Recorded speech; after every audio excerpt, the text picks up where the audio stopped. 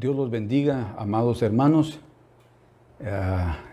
Este día es el cual hemos escogido para participar de la Cena del Señor. Sabemos que la cena es en la noche, ¿verdad? Y la Cena de la Pascua es celebrado entre las dos tardes en Israel, o sea, al final de la tarde, inicio de la noche.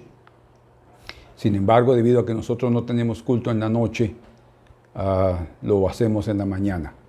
Pero lo que importa es el sentido, el contenido y el espíritu con el cual nosotros nos presentamos delante del Señor.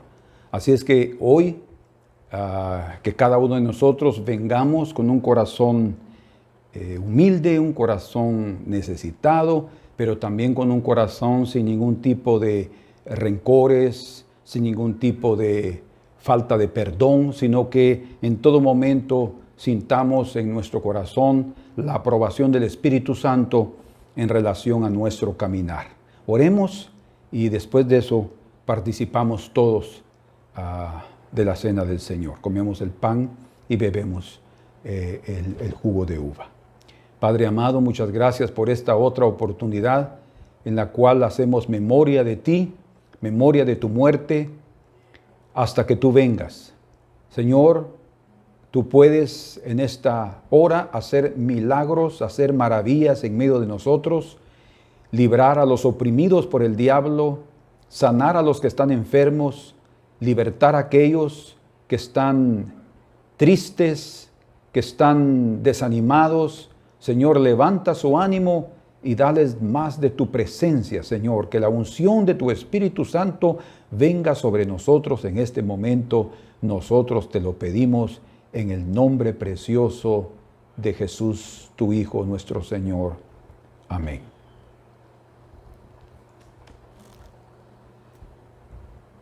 Porque yo recibí del Señor lo que también os he enseñado.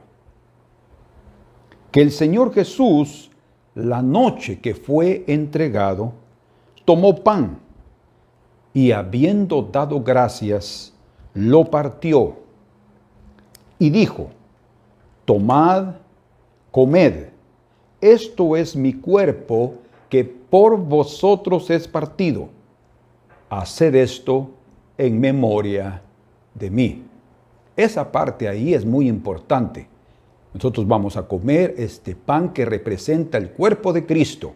Esto es el cuerpo que fue sacrificado, que fue llevado a la cruz, pero también es el cuerpo, el organismo vivo, la iglesia, ¿sí? Universal, la asamblea de los primogénitos, llamada así en hebreos, que son todos nuestros hermanos. Entonces, cuando estamos comiendo este pan, estamos también asimilando en nosotros, no solo espiritualmente, más del Señor, sino también estamos recibiendo a nuestros hermanos como parte de nuestra vida, en memoria del Señor. Comamos.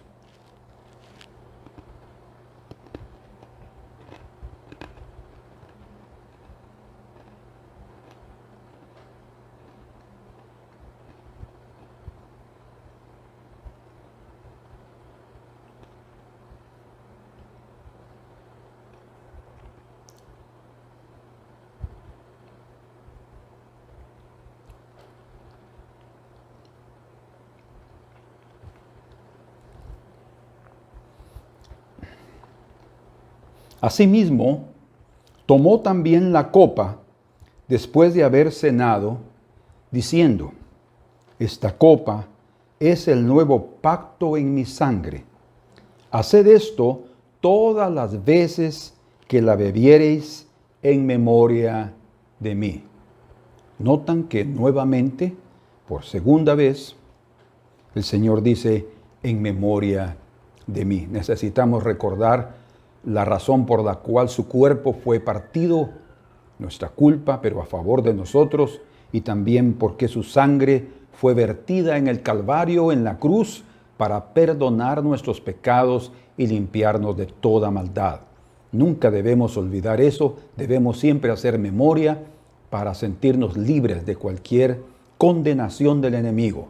Si hemos pecado, porque somos pecadores, pidamos perdón al Señor siempre, y Él es fiel y justo para perdonarnos y limpiarnos de toda maldad. Bebamos.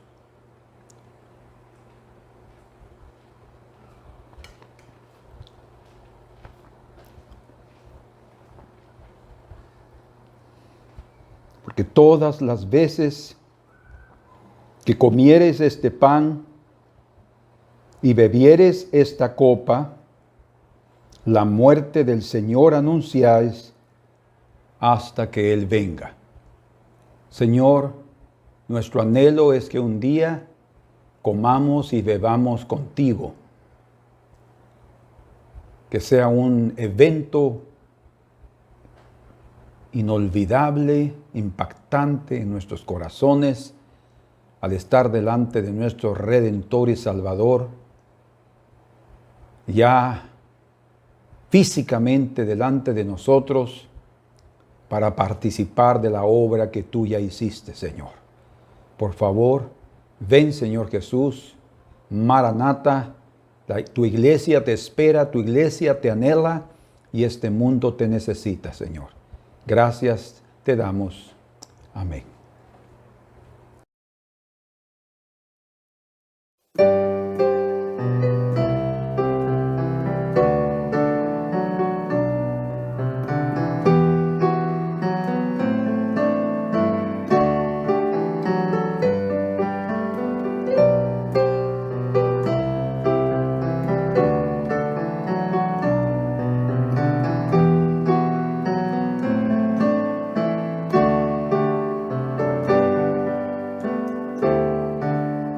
Bienaventurado el hombre que camina en justicia.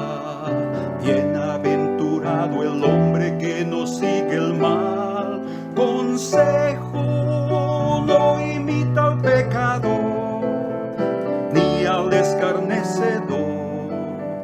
Antes bien se deleita en amar la ley del Señor. Antes bien se deleita en amar la ley del Señor. Él es semejante al árbol junto a las corrientes de aguas. Vive siempre bien seguro, no tiene temor del mal. Da su fruto en la estación, sus hojas nunca caerán. Todo lo que él hace es prosperado por el Señor. Todo lo que él hace es prosperado por el Señor.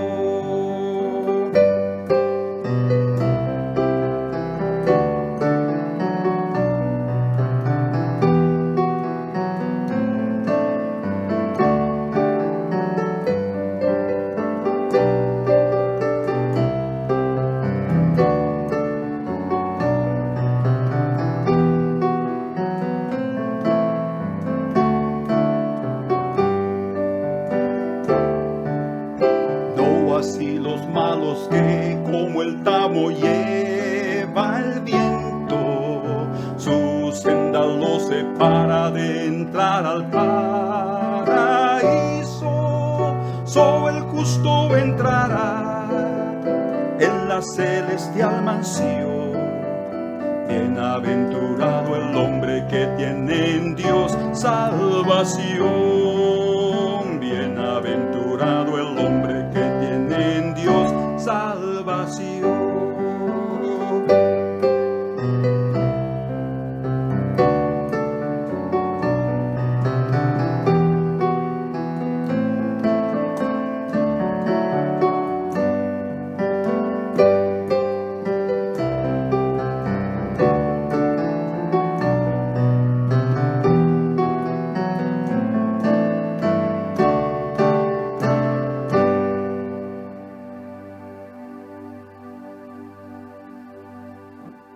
Este día voy a compartir con ustedes un cuarto aspecto sobre la vida de un santo. Recuerdan que hace unos domingos atrás vimos sobre las dudas de un santo.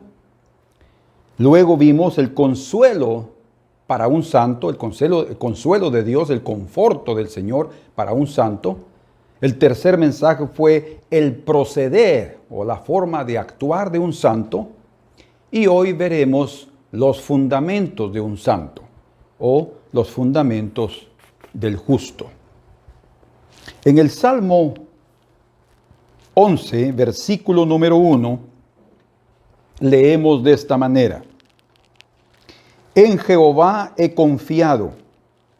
¿Cómo decís a mi alma que escape al monte cual ave? Este versículo, a pesar de que en alguna ocasión yo ya compartí con ustedes sobre este capítulo 11, hay otros aspectos importantísimos aquí que queremos tocar en este día con ustedes. Es obvio que la figura que está usando el salmista aquí es de un pequeño animal, de un pájaro que está siendo amenazado, que él se siente en peligro. Y debido a eso, cualquier pajarito va a huir inmediatamente a la rama de un árbol alto, a otro lugar seguro, al techo de una casa, va a huir a donde él se sienta seguro. El hombre es igual. El hombre, si tiene miedo, va a buscar un lugar donde pueda esconderse, donde pueda sentirse seguro y donde pueda también sentir la protección del Señor sobre su vida. No hay duda que David en aquel momento, cuando escribió este salmo, estaba viviendo unas circunstancias de incertidumbre, condiciones difíciles de él manejar en su corazón. Sin embargo, él dice aquí: en Jehová he confiado. En otras versiones de la Escritura dice: Jehová es mi refugio. Él ha encontrado un refugio en el Señor. Él también no es una ave que va a huir a cualquier lugar o a cualquier monte, sino él va a huir y se va a esconder en el Señor. Él va a estar ahí seguro en el abrigo del Altísimo. Él expresa aquí entonces de una forma clara que él no va a ser, en cierto sentido, como mencioné al principio, que él como un pájaro va a huir. No, él va a enfrentar cualquier cosa porque el refugio que el Señor le da provoca o hace brotar en su corazón la seguridad.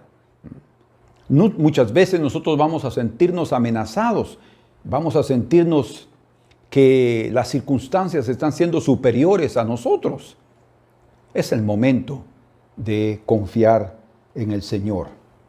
Aquí en este versículo 1, David reconoce y siente de una forma bien fuerte la seguridad interior. Él siente una seguridad en su corazón, la cual brota por la confianza en Dios.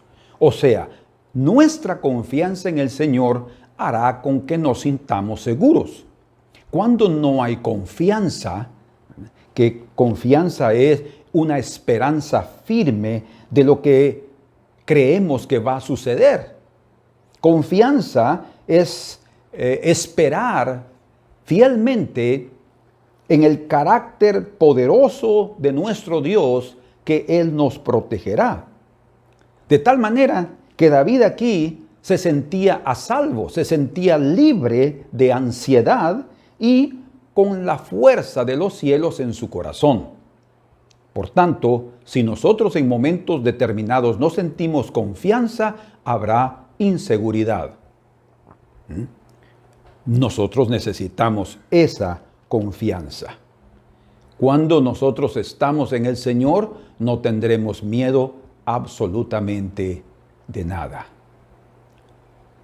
Yo leí la historia de un niño, casi llegando a joven, que él vino a su padre muy tranquilo a hacerle una pregunta.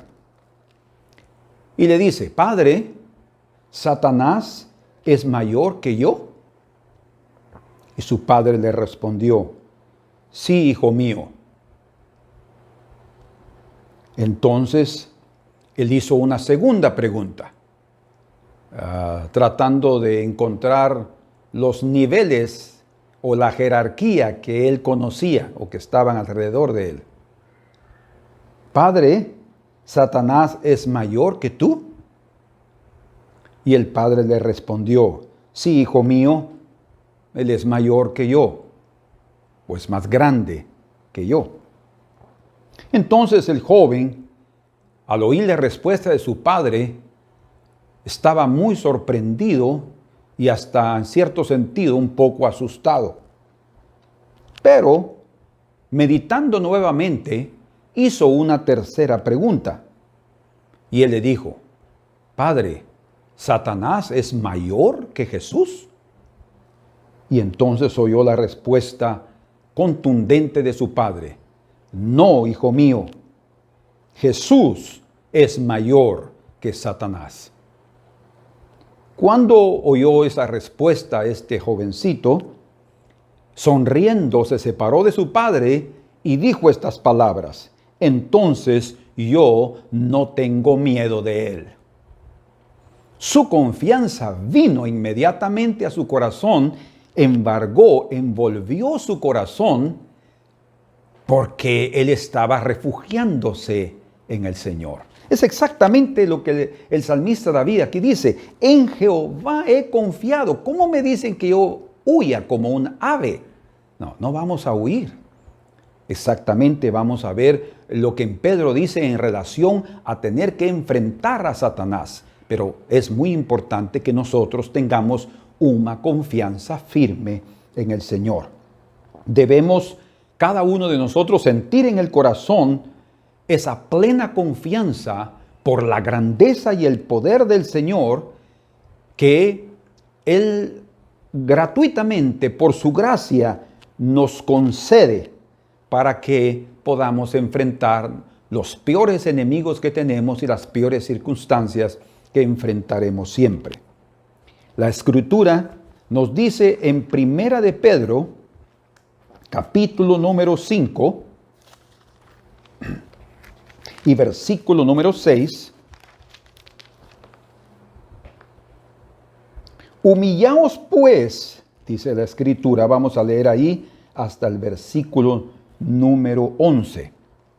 Humillaos pues bajo la poderosa mano de Dios, para que Él os exalte cuando fuere tiempo, echando, dice, toda vuestra ansiedad sobre Él. Si nosotros no tenemos una confianza totalmente desarrollada o concretizada en nuestro corazón, la necesitamos con urgencia, ¿verdad? Si hay ansiedad, si hay inseguridad, lancémosla delante del Señor, como aquí dice, echando toda vuestra ansiedad. La ansiedad afecta el sistema nervioso central hasta de nuestro propio organismo. La ansiedad es parte de las emociones humanas, pero no únicamente afecta la parte emocional o psíquica, el alma, también afecta la parte física, nuestro cuerpo. La gente se enferma cuando vive en ansiedad. La gente se enferma cuando vive con miedo. Por eso es que necesitamos obedecer el consejo santo aquí, que dice echando toda vuestra ansiedad sobre Él. ¿Por qué razón? Porque Él tiene cuidado de vosotros. Aunque nosotros no veamos al Señor, tengamos la seguridad que Él está cuidándonos. Y dice, sed sobrios y velad, porque vuestro adversario el diablo, como león rugiente, anda alrededor buscando a quien devorar. Nuestra confianza nos va a hacernos sentir seguros, nuestra confianza en el Señor. Sin embargo, mejor dicho, además de darnos seguridad, va también esa confianza en Dios a protegernos. Pero aquí en Pedro encontramos un aspecto humano, quiere decir una contribución de nuestra parte a través de la cual nosotros también vamos a darnos cierta protección. Y aquí Pedro dice, sed sobrios y velad. Esa palabra sobrio quiere decir en el griego libre de la influencia de un entorpecente o entorpeciente. O sea, estamos hablando de la influencia del alcohol, por ejemplo, o de cualquier tipo de droga que venga a quitarnos el control de nuestra razón, el control de nuestras emociones, que venga como ya sabemos, a embriagarnos. El Señor no quiere que nos embriaguemos con las cosas de esta vida. Él dice que debemos de estar sobrios, libres de esa influencia, de ese fermento que se produce también en los líquidos, de todo lo que afecta nuestro sistema nervioso. Las personas se descontrolan cuando viene algo que nos quita completamente la paz. Sobrio o sobriedad también implica temperanza, o quiere decir dominio propio. Ser sobrios, también tenemos que aprender nosotros a controlar nuestras emociones, a autocontrolar, ¿verdad? O sea, también implica que no solamente vamos a dejarle al Señor toda la responsabilidad de nos librar de aquella situación. Nosotros también tenemos que dominar nuestros pensamientos y nuestras emociones para no de una vez entregarnos como presas fáciles al enemigo. Pero esa palabra sobriedad también habla de seriedad y prudencia al hablar y al actuar. Por eso es que cuando nosotros podemos ser una presa fácil cuando hablamos de más o tenemos actitudes incorrectas. Eso va a hacer con que el enemigo las tome como pólvora para atacarnos, ¿verdad? Como cartuchos para dispararnos. De tal manera que esa sobriedad va a llevarnos a mantener una conducta o un comportamiento adecuado o acomedido, con cierta restricción. Pero también dice, sed sobrios y velad. Y esa palabra velad significa vivir alerta o despierto. Esos son otros aspectos. O sea, necesitamos mantener una estricta atención y cuidado para que ninguna calamidad destructiva venga súbitamente y nos alcance debido a nuestra indolencia. O sea, no estamos ni ahí en prestar atención a las cosas. No, debemos mantenernos velando. Como dice aquí, sobrios y velad. ¿Por qué? Porque Satanás, él sí vive de esa manera. Y dice aquí, como león rugiente alrededor buscando a quien devorar, al cual, ahora dice, resistid firmes en la fe. Necesitamos resistirlo en la fe, sí, pero a través de esa fe, de esa confianza en Dios. Nadie va a poder resistirlo si no tiene esa confianza, sabiendo que los mismos padecimientos se van cumpliendo en vuestros hermanos en todo el mundo. O sea, también como David aquí en el Salmo 11, él está pasando por momentos difíciles. Él pasó y muchos otros siervos del Señor, todos los siervos del Señor han pasado y nosotros también vamos a pasar en todas las épocas, en todas las edades, en todo el mundo. Están pasando por las mismas circunstancias de dificultad. Pero es ahí donde nosotros necesitamos mantener firmes en la fe, dice, porque eso es común para todos. Mas el Dios de toda gracia, que nos llamó a su gloria eterna en Jesucristo, después que hayáis padecido un poco de tiempo, porque es así de insignificante el tiempo que sufriremos en esta tierra, Él mismo os perfeccione, afirme, fortalezca y establezca. El Señor va a perfeccionarnos al final de la corrida, al final de la carrera, al final de nuestro viaje, por en cuanto necesitamos permanecer firmes en la fe. Así es que esa confianza de David surgió también o principalmente en medio de las dificultades, en medio de los problemas. Y la experiencia de él quedó aquí plasmada o registrada en este salmo para que pueda servir de bendición para nosotros. Cuando leemos el versículo número 2, podemos percibir qué tipo de ataques él estaba teniendo. Y dice aquí, porque he aquí los malos tienden el arco, disponen sus saetas sobre la cuerda para asaetear en oculto a los rectos de corazón. Entiendan que el ataque es para los rectos, no es para los que andan mal, porque los que andan mal, ellos mismos están perjudicándose. No hay mucho ataque allí, solamente poner, como decimos ahí, la canilla para que tropiece y se caiga, pero para los rectos hay una forma de atacarlos. Y ellos dice aquí que nuestros enemigos se esconderán, como Pedro dice, como león rugiente, viendo a quién devorar. Él está ahí vigilando en un momento oportuno para lanzarse. Pero si hay rectitud, él no puede. Ellos podrán armar sus arcos, preparar sus flechas y lanzarlas, hasta pueden lanzarlas. Pero si andamos rectamente, eso no va a incomodarnos. Entonces, ese ataque de estos enemigos debemos enfrentarlos a través de la rectitud. Nosotros, y ese es uno de los fundamentos del santo, o de los santos, o de los justos, la rectitud.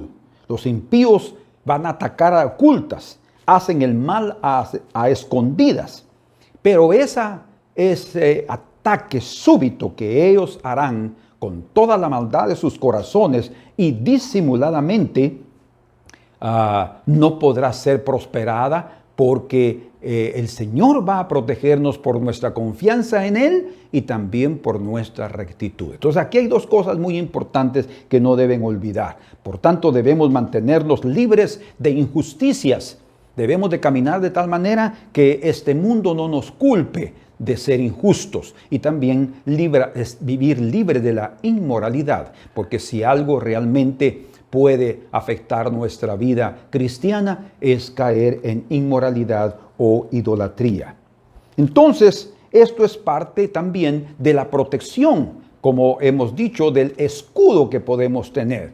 Ahora, nosotros necesitamos ser justos no solamente los días de culto, ¿verdad?, sino mantenernos justos todo el tiempo. Por eso es que leemos en el libro de Eclesiastés, vamos ahí juntos, en el libro de Eclesiastés capítulo número 9 y en el versículo número 8, vamos juntos, 9:8, que dice, el sabio Salomón dice aquí, en todo tiempo sean blancos tus vestidos y nunca falte ungüento sobre tu cabeza.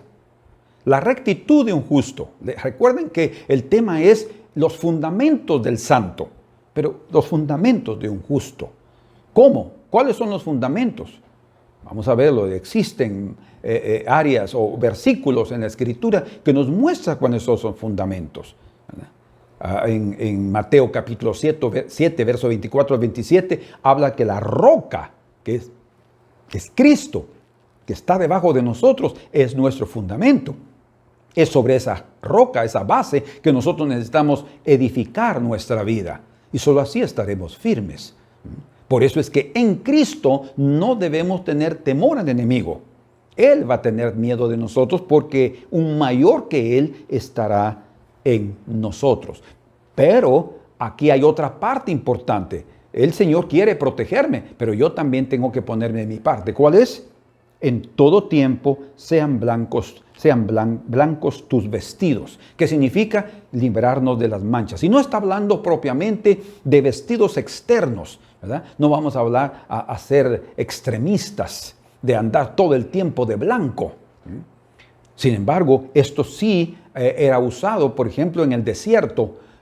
Los beduinos y los árabes y las personas que viven en el desierto generalmente usan túnicas blancas, porque eso les ayuda a no ser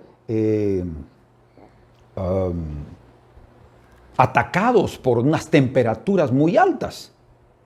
Ellos pueden mantener cierta temperatura en su cuerpo a través de una vestidura adecuada. Son vestiduras para andar en el desierto.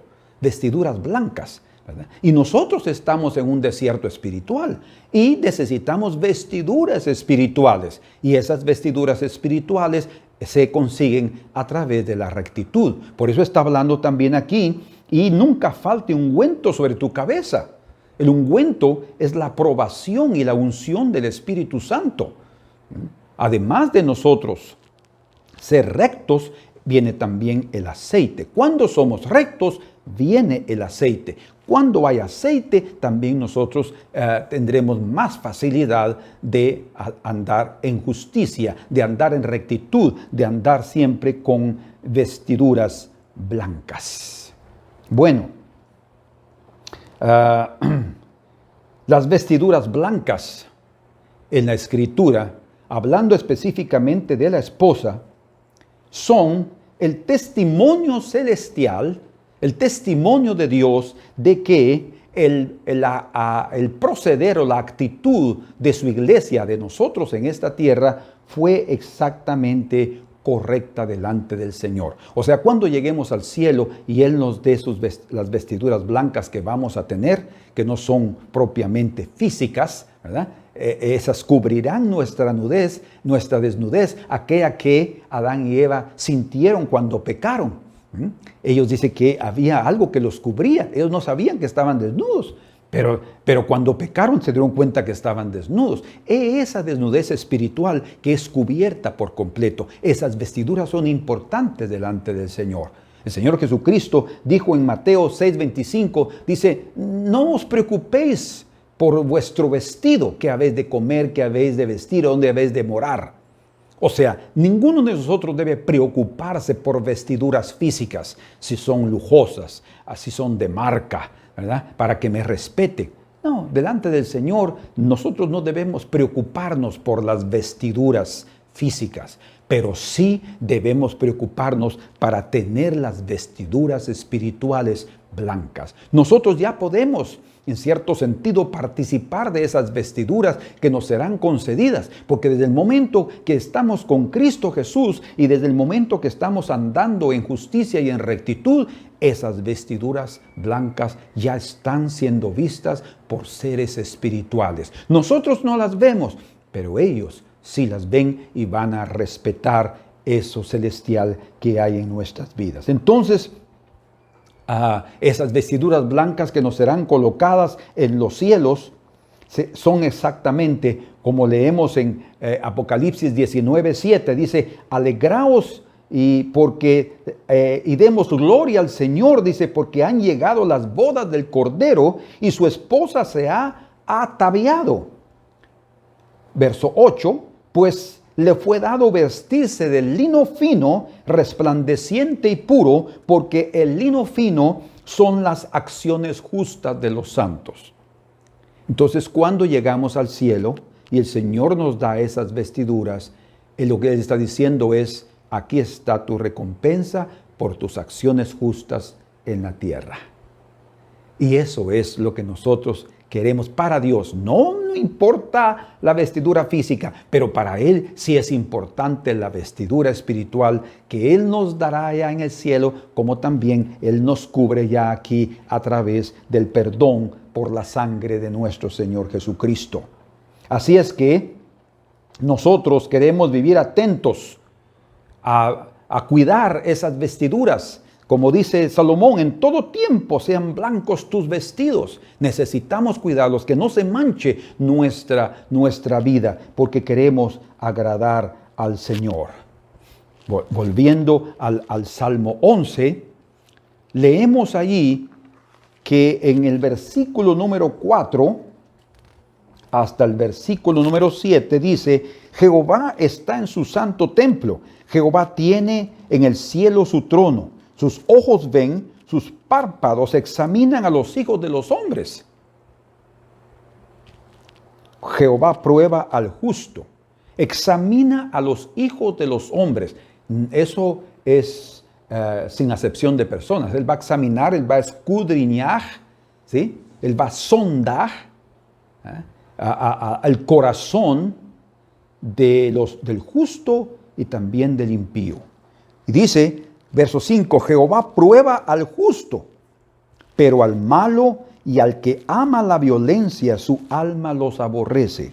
Sobre los malos hará llover calamidades, fuego, azufre y viento abrasador será la porción del cáliz de ellos. Porque Jehová es justo y ama la justicia, el hombre recto mirará su rostro. El hombre recto mirará su rostro. Este es un cumplimiento aquí de Mateo capítulo 5 verso 8, donde dice: bienaventurados los de limpio corazón, porque ellos verán a Dios. Si nosotros queremos ver a Dios, necesitamos mantener todo el tiempo nuestras vestiduras blancas. ¿Sí? Por eso el apóstol Juan en su primera carta recomienda desde el principio del primer capítulo, nos dice que no debemos ser mentirosos, sino que no somos pecadores, no cometemos pecado. Pero si hemos pecado, abogado tenemos para con el Padre, dice, a Jesucristo el justo.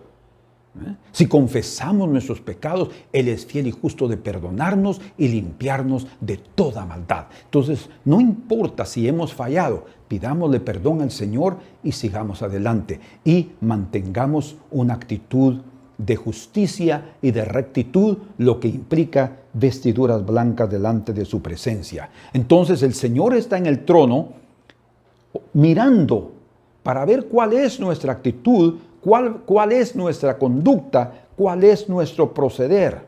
Y los perversos recibirán su propia recompensa. El fuego eterno los espera. Nosotros aquí, como dice la Escritura, Pablo dice, no os extrañéis. También lo dice también Santiago, que no nos extrañemos por el fuego de prueba que viene sobre nosotros. Las pruebas son fuego.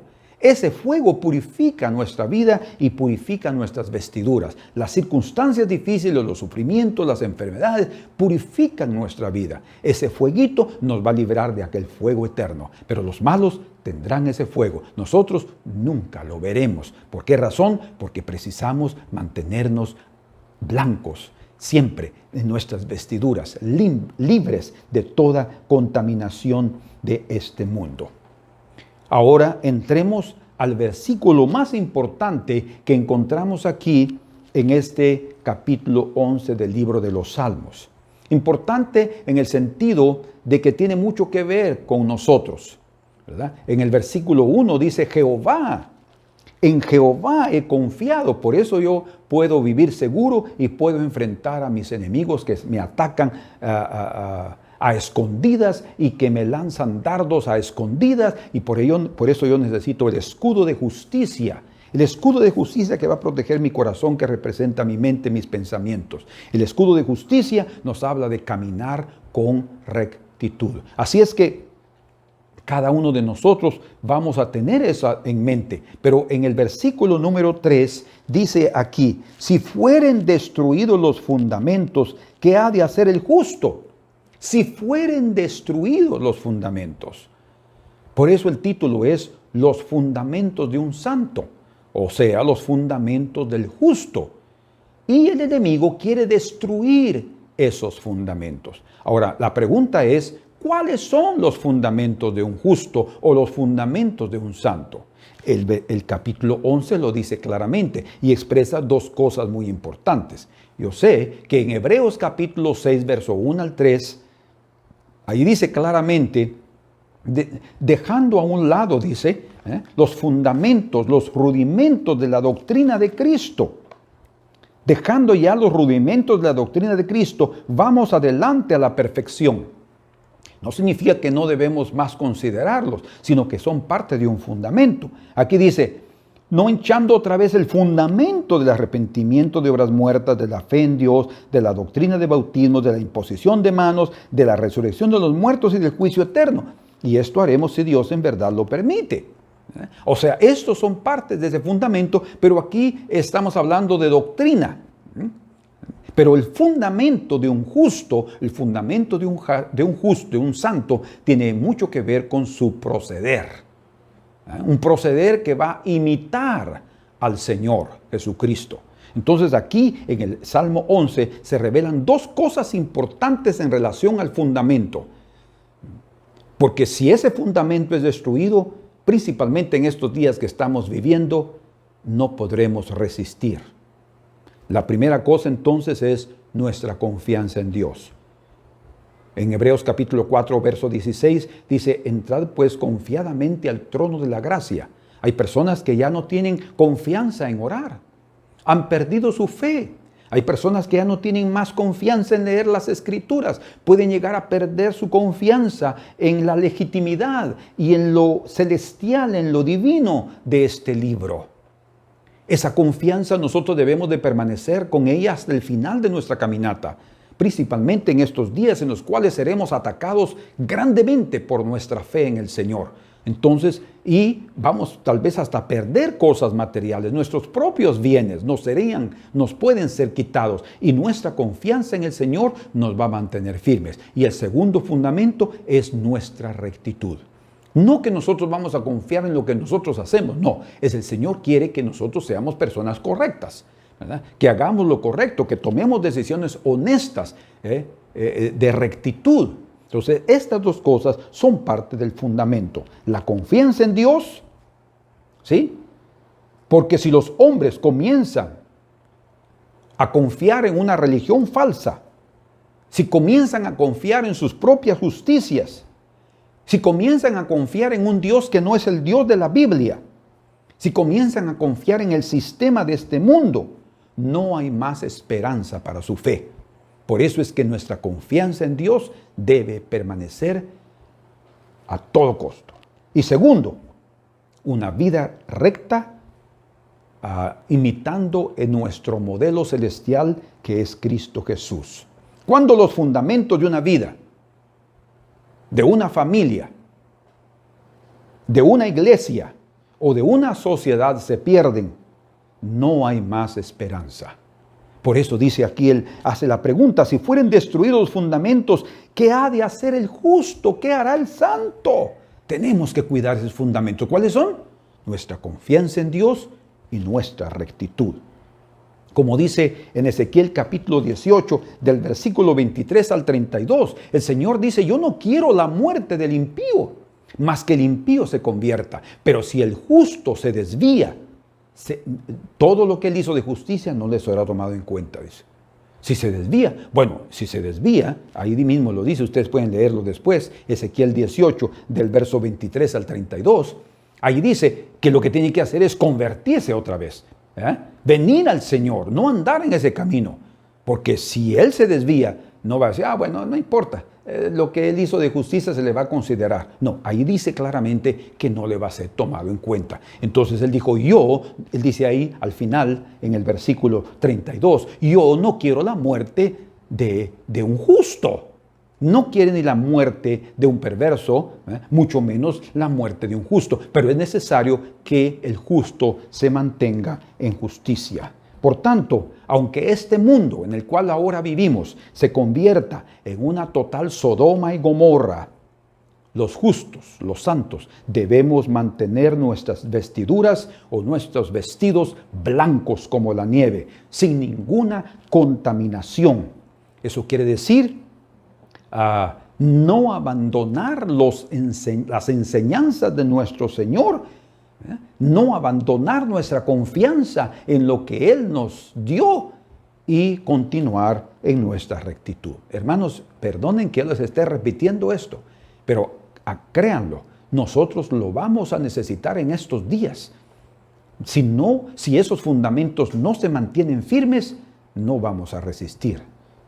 Ahora, el justo entonces necesita mantenerse firme en los principios de la palabra de Dios. Si el justo toma otro camino, solo por su propio sentir, como dice aquí en el Salmo 12, verso 4, a los que han dicho, por nuestra lengua prevaleceremos, nuestros labios son nuestros. ¿Quién es Señor de nosotros? Nadie más nos debe gobernar, ¿verdad? Solo nosotros vamos a seguir adelante. Cuidado con eso, porque eso no viene de Dios. No debemos dejarnos influenciar por el clima, por la temperatura de esta vida, que es lo que la prensa está diciendo, qué es lo que en la internet o en YouTube estamos oyendo. No nos dejemos de impresionar por eso, porque los principios, los fundamentos del justo pueden ser destruidos. No nos impresionemos por la atmósfera donde vivimos, porque estaremos realmente perdidos. Nuestras vestiduras espirituales necesitan mantenerse blancas y adecuadamente colocadas en nuestro cuerpo. El justo permanecerá incólume en cuanto haga el bien en la intimidad de su corazón, con la sinceridad en lo más íntimo. Por eso es que también son los fundamentos del justo, porque los fundamentos están debajo y no se ven, debajo del edificio. Por eso el Señor dice también que tu mano izquierda no sepa lo que tú haces, tu mano derecha. O sea, si vamos a dar limosna, dice que no sonemos una trompeta. Lo que está diciendo, y si ayunamos, que no pongamos una cara toda triste para que sepan que estamos ayunando. No. Nuestra justicia debe ser hecha a escondidas. Que la vea el Señor, y las personas que aman a Dios verán esas obras de Cristo en nuestra vida, y así daremos un buen testimonio, ¿sí? Pero debemos hacerlo con la mayor discreción, nuestros actos de justicia. Si no, si estamos queriendo que todos miren que somos personas santas y correctas, entonces hay fariseísmo. En cuanto nosotros escondemos eso y hacemos lo que a Dios le agrada sin que las personas se den cuenta, ahí realmente hay verdaderas vestiduras blancas. Así es que los fundamentos son importantes. Debemos de cuidarlos con fervor. Los hombres no ponen atención, los cristianos no ponen atención a esos dos fundamentos que son revelados aquí en el Salmo 11. ¿Cuáles son? La confianza en Dios y nuestra vida correcta. Así es como leímos del versículo 4 en adelante, el Señor está viendo a los hijos de los hombres, o que a través de nuestra rectitud nosotros también podamos llegar un día a ver el rostro del Señor. Antes de que yo sentía, cuando estaba enfermo, cuando estuve en el hospital por COVID, llegó un momento en que yo le dije al Señor, Señor, llévame contigo. Yo ya me estaba yendo y le dije, Señor, llévame contigo, estoy cansado, quiero descansar y yo quiero estar contigo, Señor. Además, yo le dije, Señor, lo que yo hago es insignificante. Yo le dije esas palabras, estaban en mi mente y yo se las dije. Y Él me respondió, el trabajo que para los hombres es insignificante, para Dios no lo es. Todo lo que el hombre haga, por insignificante que parezca a sus ojos, no será olvidado en los cielos y tendrá una recompensa en el reino de Dios. Esas fueron sus palabras que me fortalecieron y que después yo supe que yo no iba a morir y que iba a continuar aquí haciendo mi trabajo insignificante. Pero lo estamos haciendo de corazón.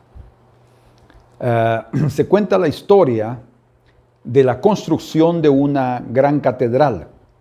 Cuando se comenzó la construcción de esa catedral, dice que vino un ángel del cielo y prometió dar un gran premio a la persona que hiciera la mayor contribución para ese santuario fuera concluido.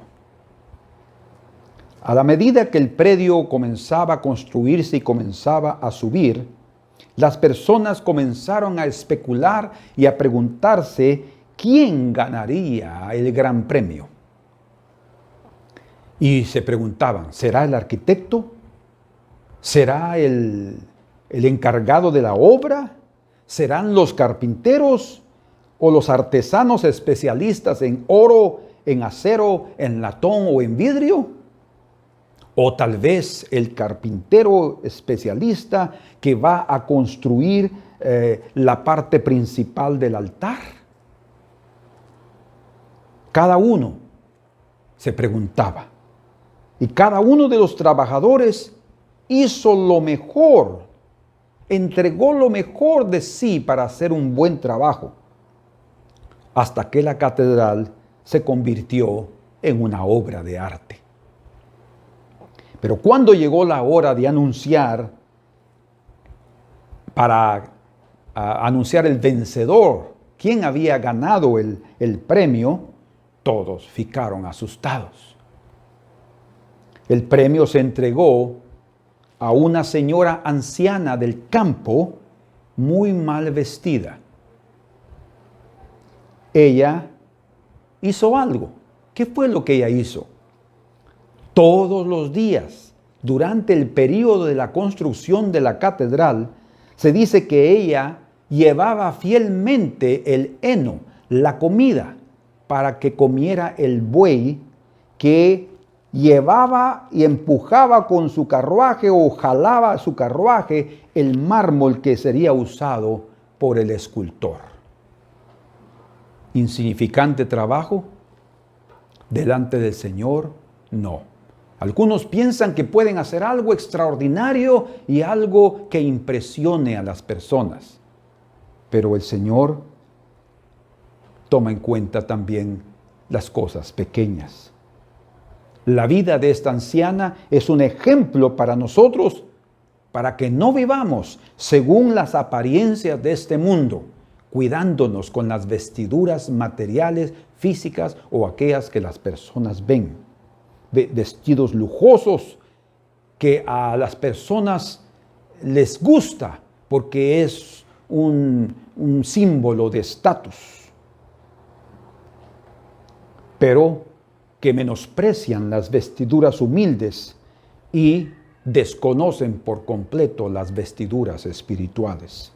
Esta anciana también es un ejemplo de humildad y de perseverancia al escoger el trabajo que nadie se le ocurrió escoger: darle de comer al buey, que al final de cuentas se convirtió en el trabajo esencial para que terminara la construcción de esta gran catedral. Sin el trabajo de aquel buey, no hubieran concluido la obra. Queridos hermanos, que cada uno de nosotros hagamos lo mejor de nuestra vida, que demos lo mejor de nuestra vida, que nos entreguemos por completo al Señor y que lo pequeño o lo insignificante que hacemos, lo hagamos de todo corazón al Señor, porque Él lo ve y Él se agrada y Él va a recompensar a cada uno según su obra. Así es que aquí vemos que las vestiduras son las espirituales y nosotros necesitamos mantenernos con vestiduras blancas todo el tiempo. Y segundo, nuestra confianza en el Señor para que nadie nos tome nuestro lugar, porque la confianza en Dios tiene un gran galardón. Señor, te pido en el nombre de Jesús que bendigas a mis hermanos, que hagas de sus fundamentos lo más precioso de sus vidas.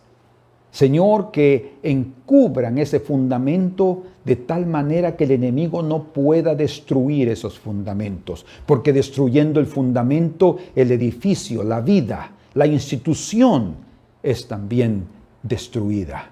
Señor, que esos fundamentos se mantengan firmes, que nuestra confianza en ti y nuestra vida recta, oh Señor, sean lo más fuerte de nuestro corazón para que no seamos destruidos por el enemigo. Te pido, Señor, te ruego, Señor, te suplico tu bendición para cada uno de mis hermanos y que los ayudes a caminar en este camino en el cual todos nosotros estamos caminando hasta el final de nuestra carrera. Te lo pedimos en el nombre precioso de Jesús. Amén. Amén. Que Dios los bendiga, mis amados hermanos, y espero que haya sido de bendición para ustedes, que puedan ser edificados, y si el Señor lo permite, nos vemos primero Dios el próximo domingo si Él nos da vida. Los amamos y un fuerte abrazo.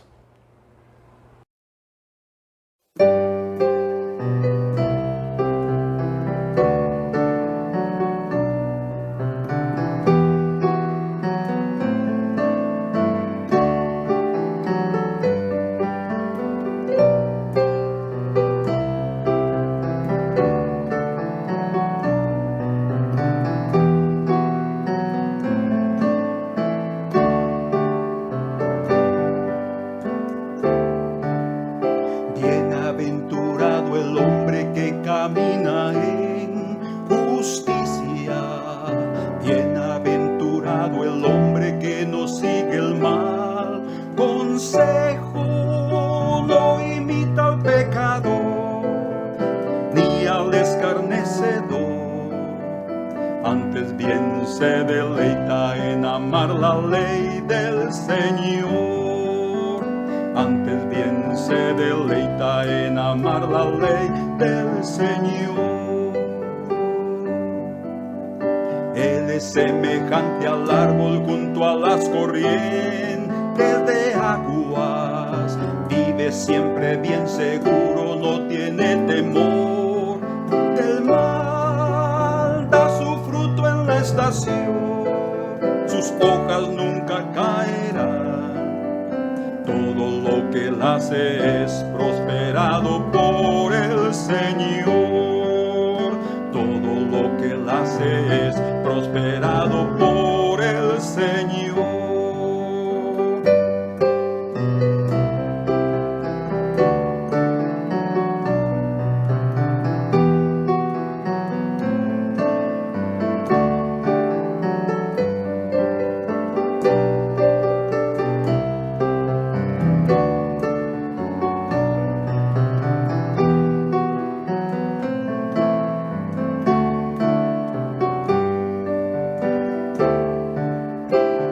Así los malos que como el tamo lleva el viento, su senda los separa de entrar al paraíso. Solo el justo entrará en la celestial mansión. Bienaventurado el hombre que tiene en Dios salvación.